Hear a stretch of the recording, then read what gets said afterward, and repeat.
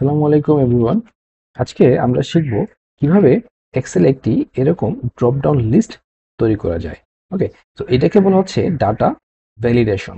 So কিভাবে data validation তৈরি করা যায়, তো চলুন শুরু করা যাক। প্রথমে যে ইনফরমেশনগুলো প্রয়োজন সেটা আমরা একটি এক্সেলের সাইডে সুন্দর করে লিখে রাখছি। ওকে, এখানে আমরা কম বেশি করে নিতে পারি। সো এই ডাটাগুলো আমার প্রয়োজন ড্রপ ডাউন লিস্টের মধ্যে।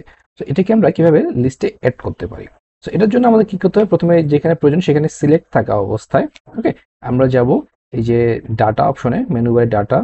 এখান থেকে আমাদেরকে যেতে হবে এই যে ছোট্ট একটা অপশন ডাটা ভ্যালিডেশন লেখা আছে। ওকে, এখানে ক্লিক করলে ডাটা ভ্যালিডেশন। ওকে, এরপরে তিনটা অপশন রয়েছে, আমরা সেটিং অপশনে করব। এরপরে সেটিং এ থাকার পর এই যে এখানে আমার লিস্ট করা আছে, এটা অন্য কিছু থাকতে পারে এখানে অপশনগুলোর মধ্যে। সো আমরা এখানে লিস্ট সিলেক্ট করে নেব অ্যান্ড দেন এখানে সোর্স অপশনে আপনাদের ব্ল্যাঙ্ক থাকবে। প্রথমত আমাদের যেহেতু করা ছিল, তো আমি ব্ল্যাঙ্ক করে দেই। ওকে, এইখানে এখন আমরা এই ডাটাগুলো টাইপ করে কমা ইউজ করে করতে পারি, অথবা আমরা জাস্ট এটাকে সিলেক্ট করে নিতে পারি।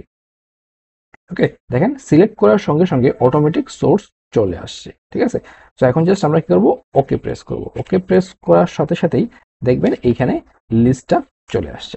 এই যে, সো এটা নিচের দিকেও যদি আমরা চাই নিচের, সো আমরা জাস্ট কপি করব এবং নিচে পর্যন্ত কি করব, পেস্ট করে দেব। এখন প্রত্যেকটার ক্ষেত্রে আমার এই লিস্টটা চলে আসছে, এই যে দেখেন। ঠিক আছে, সো এখানে জাস্ট এই যে ড্রপ ডাউনে প্রেস করলেই আমরা ইজিলি এই জিনিসটা পেতে পারি। অথবা আমরা যদি কিবোর্ড দিয়ে করতে চাই তাহলে আমরা কি করব, অল্টার প্রেস করে ডাউন কি প্রেস করলে এই যে দেখেন অপশনগুলো চলে আসছে।